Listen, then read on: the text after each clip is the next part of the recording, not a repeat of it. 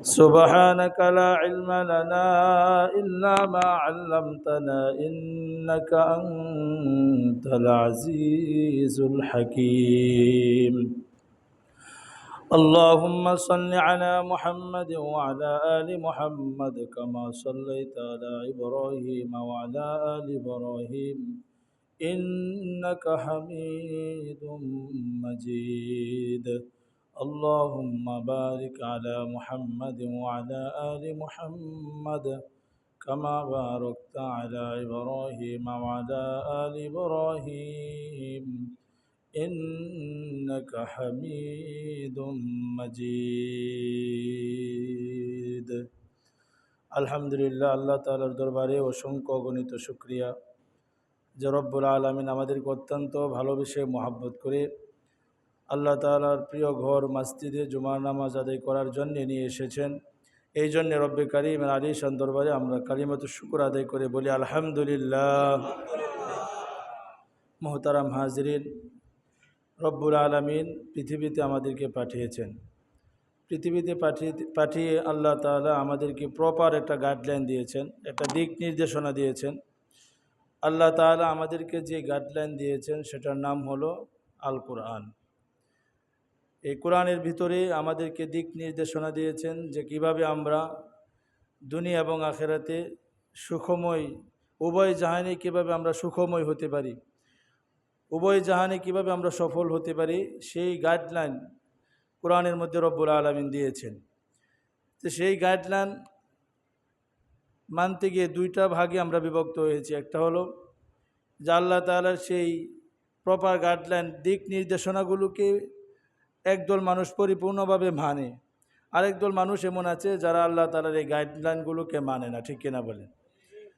যারা মানে আর যারা মানে না, উভয় দলকেই একটা দিন রব্বুল আলামিনের সামনে হাজির হতে হবে এবং আল্লাহ তাআলার কাছে না মানা এবং না মানার কি প্রতিফল, কি ফলাফল, সেটা আল্লাহ তাআলার কাছে গ্রহণ করতে হবে।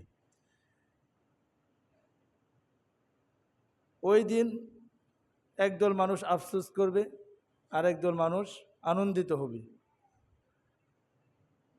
এই যে আফসোসের বিষয়, আফসোস কিন্তু মানুষ দুনিয়ার মধ্যেও করে। ঠিক কিনা বলে?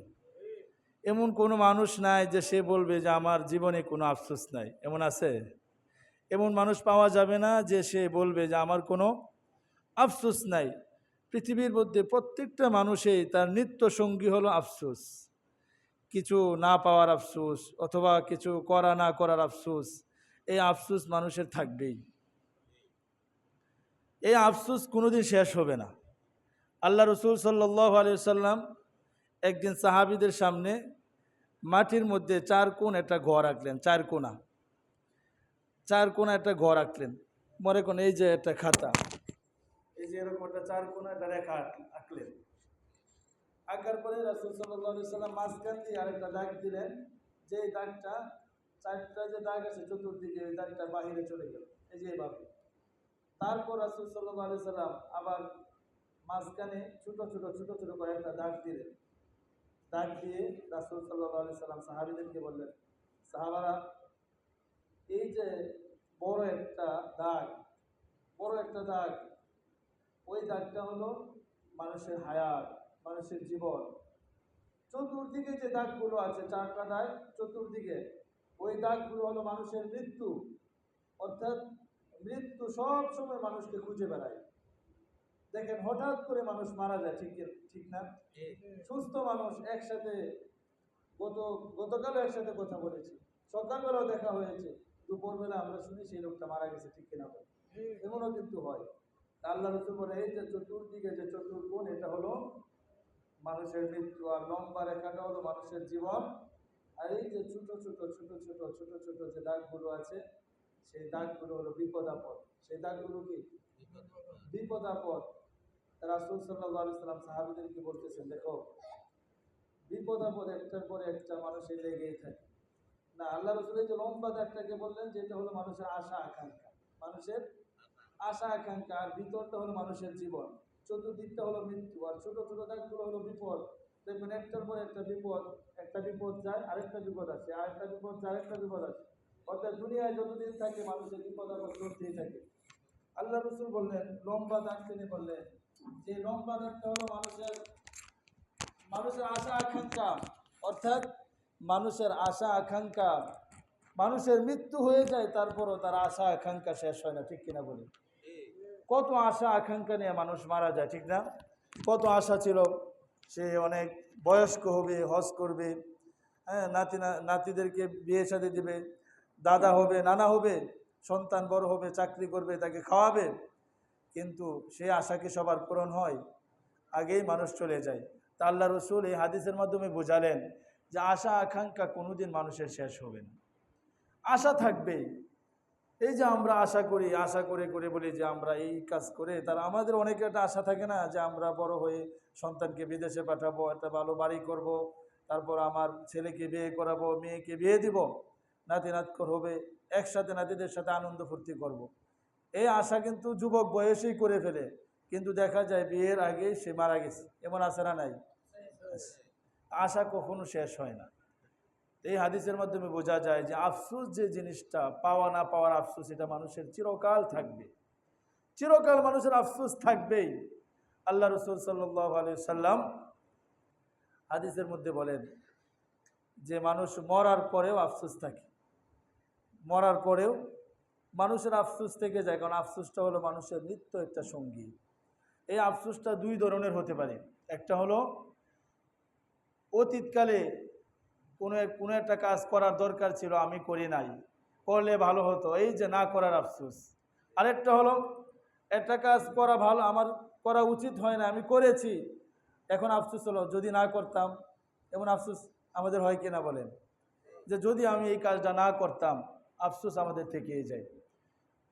এই আফসোস দুনিয়ার আফসোস, কিন্তু আসল আফসোস হলো মৃত্যুর পরের আফসোস। দেখেন, দুনিয়ার মধ্যে আমরা যে আফসোস করি, সেই আফসোসটা একসময় শেষ হয়ে যায়।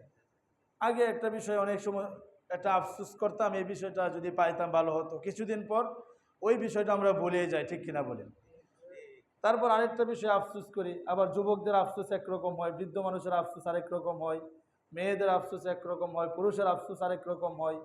অতীতকালের আফসোস মানুষের চলতেই থাকে এভাবে আফসোস, কিন্তু মৃত্যু আসার পরে দুনিয়ার সমস্ত আফসোস থাকে নাকি শেষ হয়ে যায়? শেষ হয়ে যায়। মৃত্যুর পরের যে আফসোস, সে আফসোস কোনোদিন শেষ হবে না। দেখেন, মানুষ মরার পরেও কিন্তু আফসোস করে, আফসোস কোনোদিন শেষ হয় না। ওয়ালা রাসূলুল্লাহ সাল্লাল্লাহু আলাইহি ওয়াসাল্লাম, রাসূলুল্লাহ সাল্লাল্লাহু আলাইহি ওয়াসাল্লাম বলেন, মা মিন আবদিন ইয়ামুতু ইল্লা নাদিমা, যে মানুষই মারা যায়, যখনই মারা যায়, ওই লোকটা মৃত্যুর পরে আফসোস করতে থাকে, লজ্জিত হয়। ক্বালু ওয়া মা নাদামাতুহু ইয়া রাসূলুল্লাহ, সাহাবারা প্রশ্ন করলেন, ইয়া রাসূলুল্লাহ, হাসরের ময়দানে আফসোসটা কি রকম হবে? মৃত্যু পরবর্তী আফসোসটার ধরন কি, কেন আফসোস করবে? আল্লাহ রসুল বললেন, ইন কানা মুহসিনান নাদিমা আল্লাহ ইয়াকুনা ইজদাদা, যদি লোকটা দুনিয়ার মধ্যে নেক আমল করে থাকে, নেককার হয়ে থাকে, তাহলে ওই লোকটা আফসোস করবে, আহারে আমি যদি আর একটু ভালো কাজ করে আসতে পারতাম, আমি যদি আর একটু বেশি নেক আমল করে আসতে পারতাম। তার আফসোস করতে থাকবে, আফসোস হবে, আরেকটু বেশি বেশি নেক আমল করার আফসোস থাকবে।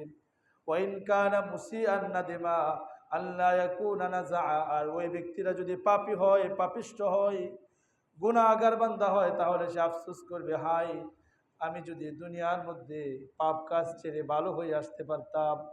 এই আফসোস তার চলতেই থাকবে, প্রত্যেকের আফসোস হবে। আর মৃত্যুর পরেও প্রত্যেকটা মানুষ আফসোস করবে। যারা নেককার তারা আফসোস করবে, আর একটু যদি ভালো কাজ করে আসতে পারতাম। আর যারা বদকার তারা আফসোস করবে, আমি যদি পাপ কাজ ছেড়ে ভালো হয়ে আসতে পারতাম। সে আফসোস চলতেই থাকবে। এই জন্যেই রব্বুল আলামিন বলেন যে সবচাইতে ভয়ঙ্কর হলো এবং সবচাইতে বড় আফসোসের দিন হলো ইয়াউমুল হাসর। রব্বুল আলামিন হাসরের ময়দানকে ইয়াউমুল হাসরা বলে কোরআনের মধ্যে তার একটা মানে হাসরের ময়দানকে ইয়াউমুল হাসরা বলে উল্লেখ করেছেন। হাসরা শব্দের অর্থ হলো আফসোসের দিন। মানে হাসরের ময়দানটা আফসোসের দিন। দেখেন, যেই জিনিসের যত বেশি গুরুত্ব থাকে ওই জিনিসের প্রতিশব্দ বেশি থাকে। হাসরের ময়দানকে আমরা বলি ইয়াউমুল কিয়ামা, কিয়ামতের দিন, ইয়াউমুদ্দিন বিচার দিবসের দিন, ইয়াউমুল হিসাব হিসাবের দিন। আবার আমরা বলি যে ইয়াউমুল হাসরা আফসোসের দিন। ওয়ানযিরহুম ইয়াউমাল হাসরাতি ইয কুদিয়াল আমরু ওয়া হুম ফি গাফলাতি ওয়া হুম লা ইউমিনুন। রব্বুল আলামিন বলেন, হে নবী, আপনি মানুষদেরকে ওই ইয়াউমুল হাসরা আফসোসের দিনের ব্যাপারে সতর্ক করুন। ইয কুদিয়াল আমরু, যখন মানুষকে ভালো মন্দ সব কাজের হিসাব তাদেরকে বুঝিয়ে দেওয়া হবে পুঙ্খানুপুঙ্খানুভাবে। ওহুম ফি গাফলাতি ওয়া হুম লা ইউমিনুন, অথচ তারা এখন গাফেল, এখন ঈমান আনে না, আল্লাহর প্রতি, আল্লাহ তাআলার প্রতি উদাসীন, আমল করে না, ঈমান আনে না। তাদেরকে বলে দিন আফসোসের দিনের ব্যাপারে, তাদেরকে ভয়ঙ্কর দিনের ব্যাপারে ভীতি প্রদর্শন করুন। কারণ ওই দিন রব্বুল আলামিনের সহযোগিতা ছাড়া সেই আফসোস থেকে মুক্তি পাওয়ার আর কোনো রাস্তা আছে? আর কোনো রাস্তা নেই। এই জন্যে হাসরের ময়দানের আফসোস হলো আসল আফসোস। ওই দিন আফসোস করে আফসোসের কোনো সীমা থাকবে না, শেষ হবে না। হাসরের ময়দানে কি কি বিষয় সম্পর্কে মানুষ আফসোস করবে? সেই আফসোস কয়টা বিষয় করবে, কি কি বিষয় সম্পর্কে করবে, আমি সংক্ষিপ্ত আজকে হয়তো আলোচনা করে শেষ করতে পারবো না। যতটুকু পারা যায় প্রায় 10-12টা বিষয়ে মানুষ ওই দিন আফসোস করবে। রব্বুল আলামিন প্রত্যেকটা বিষয়ে কোরআনের মধ্যে আলোচনা করেছেন। যতটুকু পারা যায় আজকে আপনাদেরকে কিঞ্চিৎ ধারণা দিব ইনশাল্লাহ। এই আফসোসের বিষয়গুলো আমাদের কি কি আসরের ময়দানে আফসোস করব, এইগুলো জেনে ওই দিন যেন আফসোস না করতে হয়। দেখেন, রব্বুল আলামিন আগেই আমাদেরকে জানিয়ে দিয়েছেন যে তোমরা ওই সমস্ত ব্যাপারে আফসোস করবা। আল্লাহ কত বড় মেহেরবান, কত বড় দয়াশীল। কেন জানিয়ে দিয়েছেন? যেন ওই দিন আমাদেরকে আফসোস করতে না হয়, যেন ওই দিন আফসোসের যে কারণগুলো আছে, যে এই সমস্ত কারণে আফসোস করব, ওই সমস্ত কাজ যেন আমরা দুনিয়াতে না করি, আমরা যেন এভাবে না চলি, আমরা যেন রবের হুকুম মোতাবেক চলি, আফসোস করতে না হয়। এই জন্য রব্বুল আলামিন আফসোসের কারণগুলো আগে আমাদেরকে বলে দিয়েছেন। বলেন সুবহানাল্লাহ। 1 নম্বরে আমরা যে আফসোসটা করব সেটা হলো ইয়াউমুল হাসরা, আফসোসের দিন আমরা যে প্রথমে যে আফসোস করব, তার মধ্যে একটা আফসোস হলো আল্লাহ দুনিয়ার মধ্যে আরেকটু যদি পাঠাতেন। আফসোস কি করব? আল্লাহ যদি আরেকবার পাঠাতেন। কারণ মানুষ কিন্তু অতীত নিয়ে আফসোস করে, ভবিষ্যৎ নিয়ে কি আফসোস করে না আশঙ্কা করে? ভবিষ্যৎ নিয়ে আশঙ্কা করে যে ওই জিনিসটা হতেও পারে, না হতে পারে, ওই জিনিসটা যেন না হয়, আমার আশঙ্কা হচ্ছে আমার এমন একটা বিপদ আসতে পারে, আশঙ্কা করে। আর অতীত নিয়ে আফসোস করবে। ঠিক তদ্রূপ হাসরের ময়দানে মানুষের পৃথিবীর দুনিয়ার জিন্দিগি নিয়ে আফসোস করে বলবে, আল্লাহ যদি আমাকে আরেকবার দুনিয়ার মধ্যে পাঠাইতা, আমাকে যদি আরেকটা সুযোগ দিতা। প্রথম নাম্বার আফসোস যে আল্লাহ আরেকবার যদি আমাদেরকে দুনিয়ার মধ্যে পাঠাইতা, তাহলে আমি কি হয়ে যেতাম? ভালো হয়ে যেতাম, নেক আমল করতাম। রব্বুল আলামিন বলেন, ওয়াইযু বুকিফু আলান নারি ফাকালু ইয়া ওয়াইলাতা ফাকালু ইয়া লাইতানা লাম নারুদ্দা। রব্বুল আলামিন বলেন, যখন আগুনকে মানুষের সামনে আনা হবে, হাসরের ময়দান অত্যন্ত ভয়ঙ্কর একটা দিন। ওই দিন সারা পৃথিবীর জমিন হবে সমতল, তামার মতো উত্তপ্ত হবে জমিন। মাত্র সূর্য থাকবে সামান্য উপরে, মানুষ থাকবে উলঙ্গ। আম্মা জান আয়েশা বললেন, ইয়া রাসূলুল্লাহ, মানুষ যে উলঙ্গ থাকবে, উলঙ্গ অবস্থায় একজন আরেকজনকে দেখে কি লজ্জা পাবে না? আল্লাহ রাসূল সাল্লাল্লাহু আলাইহি সাল্লাম বললেন, হে আয়েশা শোনো, মানুষ কখন লজ্জা পাবে? যখন সে জানতে পারবে তার সামনে আরেকটা উলঙ্গ ব্যক্তি আছে। এত ভয়ঙ্কর পরিস্থিতি হবে, সে জানবে না যে আমার কাপড় নিয়ে আমি উলঙ্গ, তার সেই অনুভূতি আসবে না। সূর্য সামান্য উপরে চলে আসবে। হাদিস শরীফের মধ্যে এসেছে, মানুষ তখন ঘামতে থাকবে। কারো ঘাম হবে টাকনু পর্যন্ত, কারো ঘাম হবে হাঁটু পর্যন্ত, কারো ঘাম হবে কোমর পর্যন্ত, কারো মুখ পর্যন্ত। আর কেউ কেউ ঘামের মধ্যে সাঁতার কাটতে থাকবে। তার প্রত্যেকের আমল অনুযায়ী ঘামের মধ্যে সে অবস্থান করবে। ওই ভয়ঙ্কর দিনে জাহান্নামকে মানুষের সামনে আনা হবে। 70,000 ফেরেশতা জাহান্নামের 70,000 শিকল থাকবে। আর এক একটা শিকলে 70,000 ফেরেশতা ধরে ধরে নিয়ে আসবে। ওই সময় মানুষ আফসুস করতে থাকবে, ইয়া আল্লাহ আমি তো ভুল করে ফেলেছি, আপনি আমাকে আরেকবার পাঠান, আমি ঈমান আনবো, নেক কাজ করব। ওই দিন মানুষের সে আফসোসের কোনো মূল্য হবে না, মূল্য থাকবে না। রব্বুল আলামিন আরো বলেন, ওয়ালাউ তারা ইযিল মুজরিমুনা নাকিসু রুউসিহিম ইনদা রাব্বিহিম রব্বানা আবসারনা ওয়া সামি'না ফারজি'না না'মাল সালিহা। রব্বুল আলামিন বলেন, হে নবী আপনি পাপিষ্ঠদেরকে দেখবেন, দুনিয়ার মধ্যে যারা পাপ কাজ করত, পাপাচারে লিপ্ত ছিল, নেক আমল করত না, মুজরিমুনা নাকিসু রুউসিহিম ইনদা রাব্বিহিম, রবের সামনে তারা মাথাটা নত করে দাঁড়িয়ে থাকবে, সারা জীবন রবের হুকুম মানে নাই, নামাজ রোজার দ্বার ধারে নাই, নেক আমল করে